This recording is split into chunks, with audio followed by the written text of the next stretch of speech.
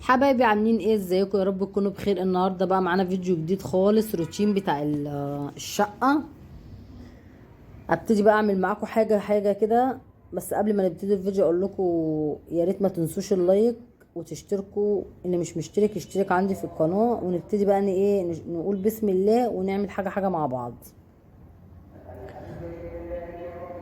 ابتدي كده بقى انفض الصالونات بتاعتي واشوف هعمل ايه. انا عايزه اقول لكم ان تالت مره والله اسجل على الفيديو، مش عارفه في ايه. يلا الحمد لله. تيجي بقى كده الم الشنط والم الهدوم اللي كانت على الصالون.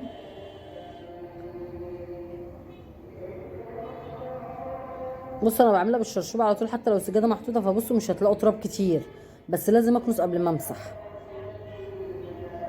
اكنس الارض الاول عشان اعرف اقف ايه انفض الصالونات براحتي.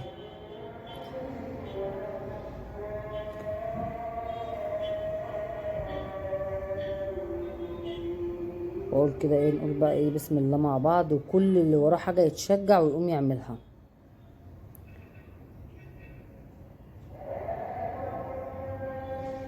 انا بقى ايه بمسح التراب الاول، وبعد كده بشيل الشلط انفضها واعمل مكانها. بصوا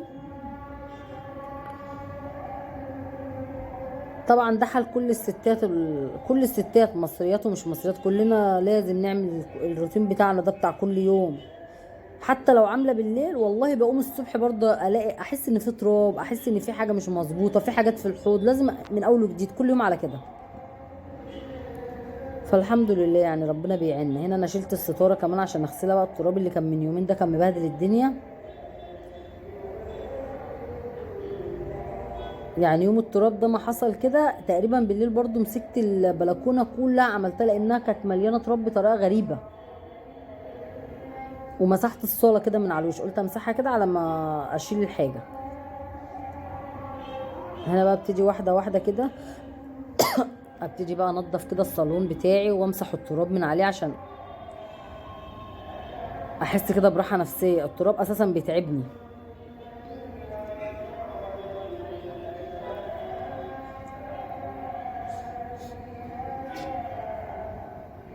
انا والله ساعات بسبب ان صدري تعبني التراب والكلام دوت والتريق، والبنات ساعات بيبقوا بيذاكروا وكده، فبضطر ان انا ايه يعني، جوزي يقول لي خلاص انت تعبانه هاتي واحده تعمل معاكي وكده.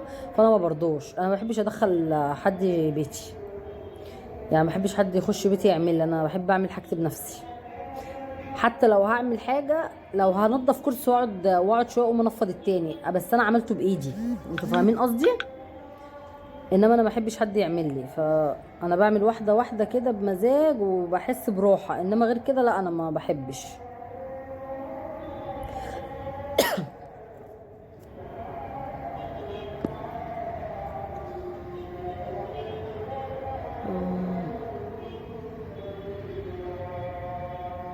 انا طبعا ما بعرفش اسجل على الفيديو خالص وانا شغاله، لان بيبقى الصوت مش هيبقى واضح، وهبقى ساعات في حتت بجريها، فانا ايه بخلص الفيديو بعد كده بسرعه واسجل لكم عليه. هنا بقى انا دخلت المطبخ كده، لقيت بص قامت تعمل لي البوتاجاز والحوض، فهي هتنضف لي المطبخ. انا بقى هطلع اكمل بره بعد ما خلصت الحته بتاعت الصالون كده. هبتدي اعمل ايه السفره. بصوا لازم اعمل الخشب حته حته عشان التراب. تقريبا انا لو جبت حد يعمل لي لا يمكن ينظف زي ما انا بنظف، لا يمكن. يعني ما فيش واحده هتعمل زي ما صاحبه البيت بتعمل او ست البيت. لا لا انا مش مقتنعه بالموضوع ده خالص، ان في واحده غريبه او واحده اجيبها تعمل لي هتنظف زي ما انا عايزه. بس كده كده فوق خلص، وفرشت السجاده كمان. بتامل فيه بقى عشان ابص على تحت. بصوا المنظر. هي احسن حاجه عندي دلوقتي ان انا فاصله فوق عن تحت،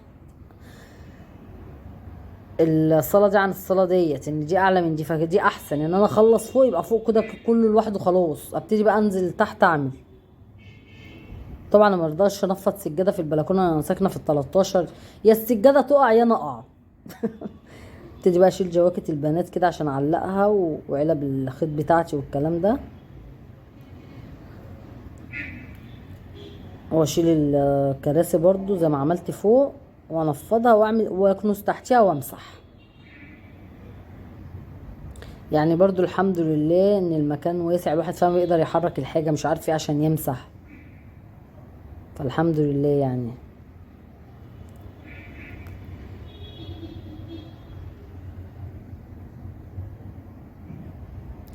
اهم حاجة ان الواحد يعمل بيته ويبقى في راحة نفسية. في ناس بتبقى قاعدة في اوضة ومخليها قشطة، وناس شققها كبيرة تخش تلاقي يعني الشقة زي ما تكون ما بتتروقش، مش عارفة في ايه. الحمد لله. انا ساعات والله ببقى قاعده تعبانه مش قادره اقوم اعمل والكلام ده، بس ما اقدرش اسيب الشقه وسخه، ما اقدرش يعني طول ما في تراب كده أنا ما بقدرش اقعد. فربنا بيقويني يعني عشان اقوم اعمل واشوف هعمل ايه. فانا بقول برضو كل اللي وراه حاجه يتنشط كده، يقوم يفك نفسه يلاقي نفسه ابتدى يعمل حاجه حاجه. ما تصعبيش على نفسك حاجه. يعني انت تقولي لا دي الحاجه بسيطه، لا انا هخلص على طول، لا مش هتاخد في ايدي حاجه. انا قعدت فتره ماشيه بنظامي، امسك الساعه اقول مثلا الساعه ايه 5، انا داخله اوضه النوم اروقها، انا هخلص اوضه النوم دي في ربع ساعه، ابصه في الساعه اول وعايزه اخلص الاوضه قبل ما الربع ساعه تخلص.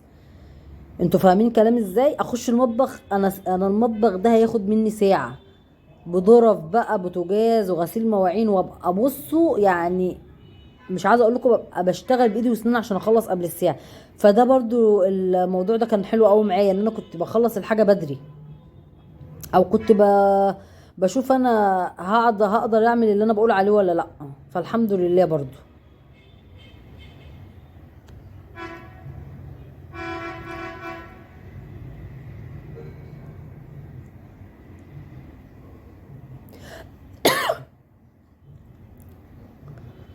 تيجي بقى اشيل برضو الحاجه هنا في البوفيه. برضو البوفيه ده عايزه ان شاء الله في يوم كده افضيه كله وانضفه هو والنيش، لاني بقى مكركب. وانا تقريبا بعد كل التنظيف بتاع الصاله ما اقدرش اقعد للبوفيه بقى، خلاص ظهري وجعني يعني مش هقدر اعمله. فقلت ده خليه في يوم تاني. ابتدي بقى امسح التراب كله اللي على الحاجه كلها. الواحد لما بيمسح التراب اللي على الحاجه كده بيحس ان الحاجه بتضحك، او الحاجه شكلها حلو، غير لما بتبقى عليها تراب مغتلمه. وفي ناس يعني ساعات بيبقوا تعبانين ومش قادرين يعملوا، يعني دول الواحد يقول لهم الله يعينكم بجد والله، وربنا يديكم الصحه وتقدروا. ابتدي بقى اعمل ايه البوفيه كده، اشيل كل الحاجات اللي عليه وابتدي انضفه.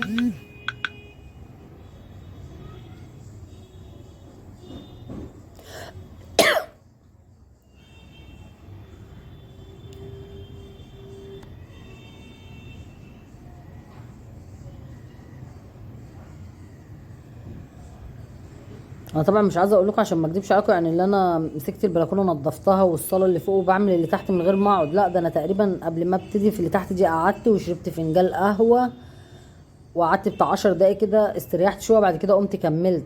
ما مش قادره يعني، برضو الواحد بيبقى تعبان ومش قادر يعمل كله ورا بعضه.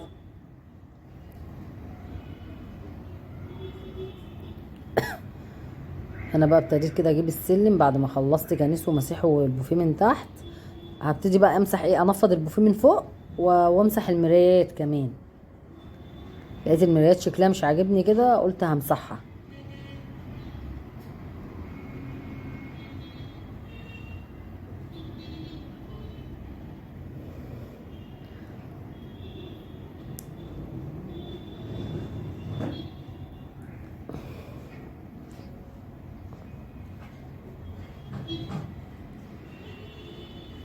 طبعا انا برضو هشوف في يوم كده انزل لكم فيديو كنت منزله لكم عن موضوع العلاج اللي كنت باخده للتخسيس وكده. ففي ناس سالتني عمل ايه معاكي، فبرضو ان شاء الله هتكلم عن الموضوع دوت بقى كده ايه في فيديو لوحده، واقول لكم انا خسيت قد ايه وتعبت منه ولا لا. وبعد كده اكتشفت ان المنتج اساسا تقريبا غلط ان احنا ناخده.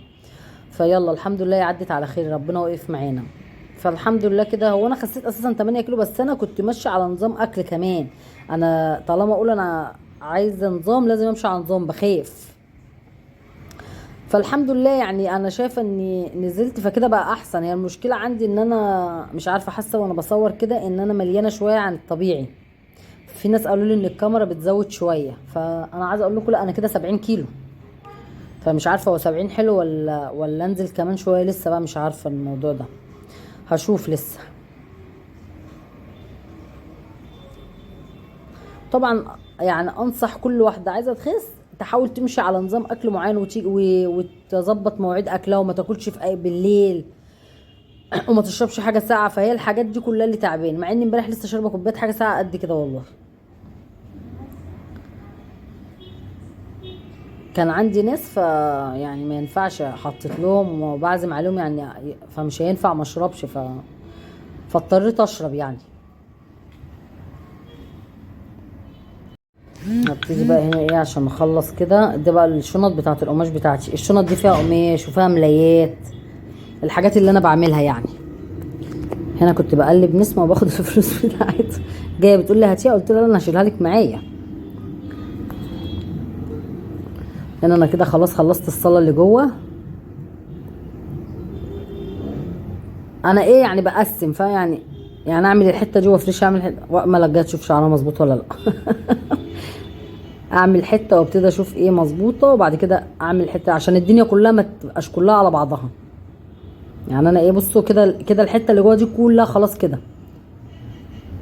وعملت الجزمه اللي ورا الباب دي شلتها، وشلت السجاده وعملت كل دوت، بس ما صورتهاش. هنا بقى ابتدي ارمي الحاجه اللي انا مش عايزاها، الكراتين بتاعت الكوتشيات وكده، واشيل بقى بقيه الحاجات اللي على الكنبه عشان ابتدي انفض. مش عارفه هما بيركنوا لي ايه والله، مش عارفه. هبتدي اركن حاجه حاجه بقى.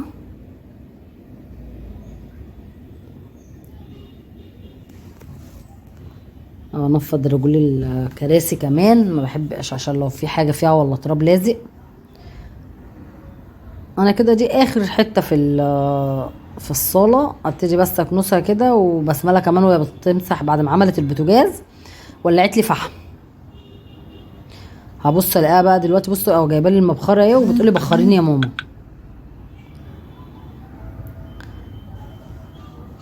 وانا صدري تعبني مش مستحمله البخور بصراحه. ابتدي امسح بقى كده عشان ارجع الكنبه مكانها عشان انفضها.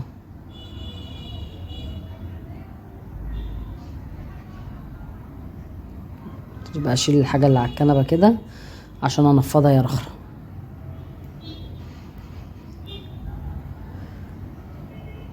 يلا اللي بتتفرجي عليا ولسه ما عملتيش لايك اعملي، وقومي لو وراكي حاجه تنشطي وقومي يعني. ما تفضليش قاعده تتفرجي على الفيديو برضو ما تعمليش حاجتك. لا قومي نضفي بيتك واعملي مطبخك واعملي شقتك وشوفي اللي وراكي.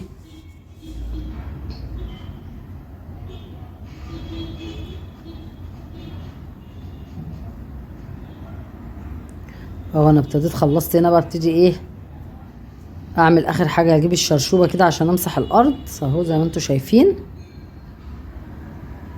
وهبتدي بقى ايه همسح النيش كمان، لان ايه ما نسيت امسحه. همسحه من بره لان لسه برضو عايزه انزل الحاجه اللي فيه واغسل المفارش واجيب حاجات جديده واعمله. هنا هفتح الباب شويه عشان الريحه، حاسه ان خلاص نفسي اتكتم ساعتها. بصوا سبته مردود. ابتدي بقى افرش خلاص السجاده اهي عشان ادفي المكان شويه. انا ما بحبش اشغل دفايه وكده، بتبقى متعبه يعني بتتعب لي صدري. كده خلاص انا ابتديت ايه افنش. ولسه همسح النيش زي ما قلت لكم. بعد كده همسح النجف، قلت اخلي النجف ده في الاخر برضو. همسح النجف وهبتدي وايه لا. وبعد كل ده شوف ست البيت الشاطر اللي ربنا يديها الصحه، يعني هخلص كل ده وهقعد اكل الهدوم بتاعت جوزي عشان الشغل. ما تخليش حاجه وراكي يعني، بص ما ترحميش نفسك. هبتدي وطلعت كمان نضفت. ابتدي بقى ايه اقعد اكوي كمان، يعني شايفين اللي الواحد فيه الحمد لله. ابتدي اكوي بقى اهو كمان الهدوم بتاعت جوزي عشان لما يجي رايح الشغل لازم يجي يلاقي البيت نظيف والهدوم مكويه وكل حاجه يعني على سنجة 10 الحمد لله. اقول لكم بقى ايه، انا لحد هنا اقول لكم يا رب الفيديو يعجبكم، وما تنسونيش في اللايك والشير والاشتراك في القناه. واقول لكم ربنا يدينا كلنا الصحه.